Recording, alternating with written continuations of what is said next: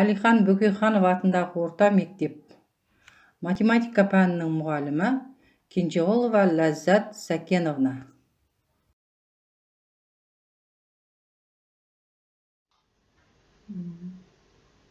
Сегізінші сынып геометрия сабақтың тақырыбы түзудің теңдеуі.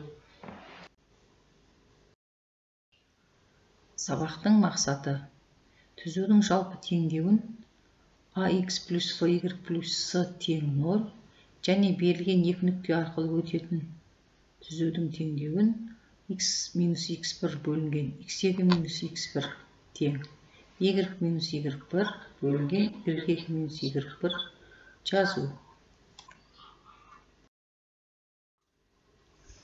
Координаталар жүйесіндегі түзудің жалпы теңдеуі деп екі айнымалысы бар ax плюс y плюс c тең 0 теңдеуін айтамыз.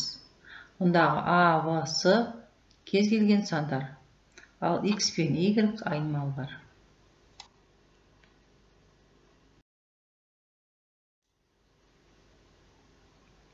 Түзудің орналасуына байланысты үш жағдайды қарастырайық.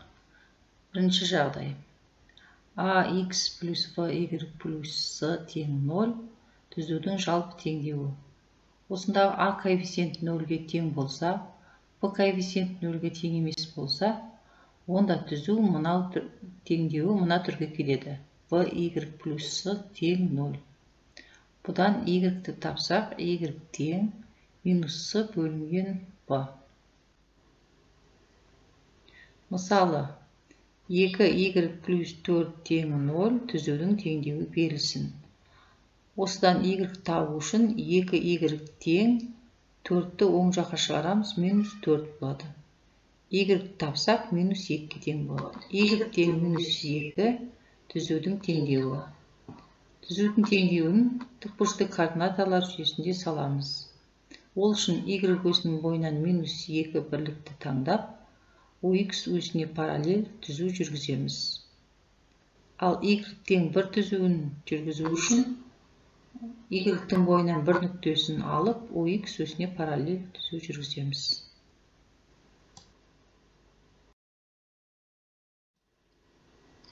Екінші жағдай. ax плюс y плюс c тең 0 түзудің жалпы теңдеуі берілсін. Мұндағы a коэффициенті 0-ге тең емес, b коэффициенті 0-ге тең болсын. Осыдан ax тең минус c-ға x-ті тапсақ, минус c-ны a-ға бөлеміз. Мысалы, 3x плюс 12 тең 0 түзудің теңдеуі берілсін. Осыдан 3x-ті тапсақ, 12-ні теңдеудің оң жағына шығарамыз. Минус таңбамен келеді. X-ті тапсақ, x тең минус 4 болады. X тең минус 4 түзудің теңдеуі. Түзудің теңдеуін координаталар жүйесінде салу үшін ox өзінің бойынан минус 4-ті белгілейміз. Минус 4 нүктесінен oy өзіне параллель түзу жүргіземіз. Енді x тең 2 түзуінің теңдеуін сызайық. Ол үшін ox-тің бойынан 2 нүктесін алып, oy өзіне параллель түзу жүргіземіз.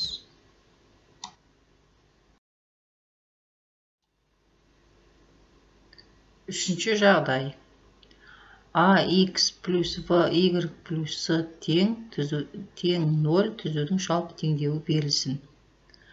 Оны y тең kx плюс v түрінде жазуға болады. Мысалы, 3x минус 2y минус 1 тең 0 түзудің теңдеуі берілсін. Минус 2y тең 3x пен минус 1-ді теңдіктің оң жағына шығарамыз. Осыдан y-ті тапсақ, 1,5x минус 0,5 болады. Яғни y тең kx плюс v түріне келді. Енді осы теңдеуден x-тің алдындағы коэффициент бұрыштық коэффициент деп аталады. Оны k әрпімен белгілейміз. Бұрыштық коэффициент тангенс альфа бұрышына тең. Бұл бұрыш берілген түзу мен ox өзінің арасындағы бұрышқа тең. Егер К бұрыштық коэффициент 0-ден үлкен болса, онда альфа сүйір бұрыш болады. Егер К 0-ден кіші болса, онда альфа доғал бұрыш болады.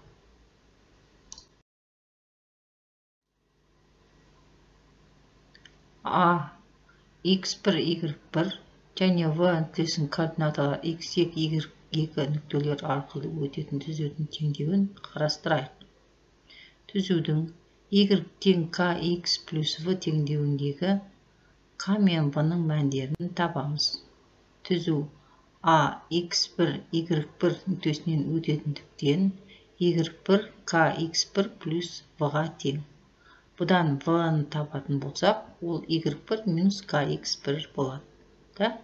Түзудің теңдеуі y минус y1 және kx минус x1 түрінде келеді.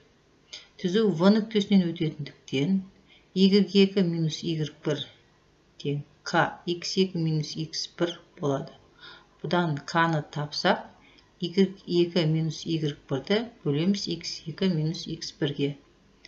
K-ның мәнін y минус y1 тең kx минус x1 теңдеуіне қойып, мынадай теңдеу аламыз.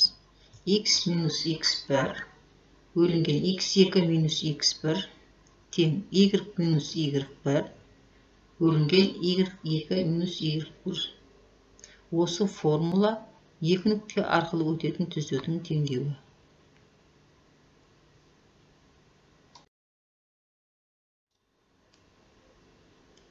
Енді түзудің теңдеуіне берілген есептерді қарастырайық. Тапсырма 1. A, V, S, E, G, F нүктелерінің қайсысы y тең 8x минус 15 түзуінде жатады.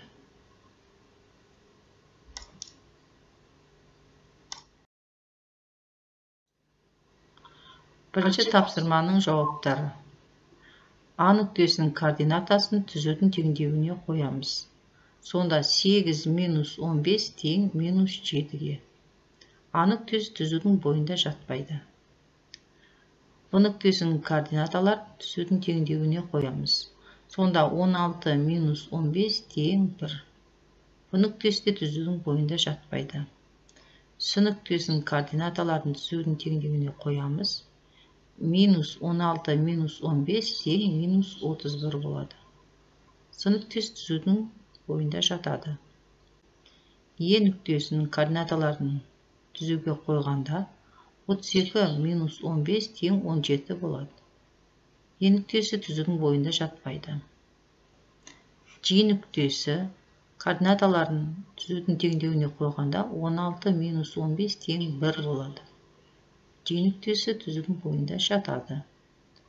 F нүктесінің координаталарын түзудің теңдеуіне қойғанда 0 минус 15 тең минус 15 болады. Яғни F нүктесі түзудің бойында жатады.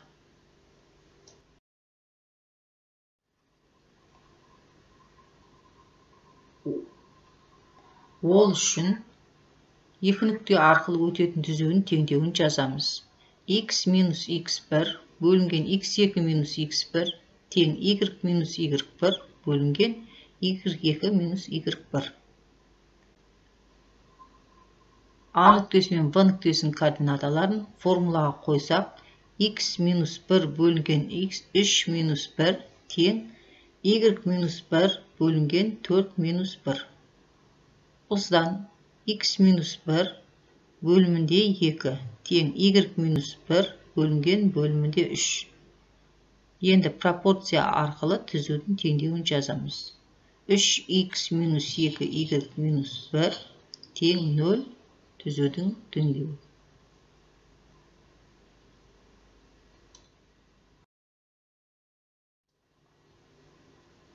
Тапсырма 3. Y тең 5x плюс 2 теңдеуімен берілген түзудің графигін сал. Шешімі. Y тең 5x плюс 2 теңдеуіндегі бос мүше 2-ні y осінің бойынан белгілейміз. Сосын 5x плюс 2 тең 0 теңдеуін шешеміз. 5x тең минус 2 x'ті тапсақ, ол минус 0,4-ке тең болады. OX осінің бойынан минус 0,4 нүктесін белгілейміз. OY осінің бойындағы 2 нүктесімен қосамыз.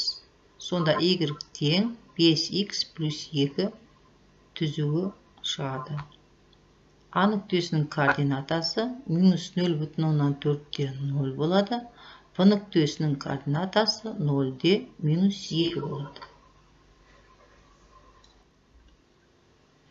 Осымен сабағымыз аяқталды.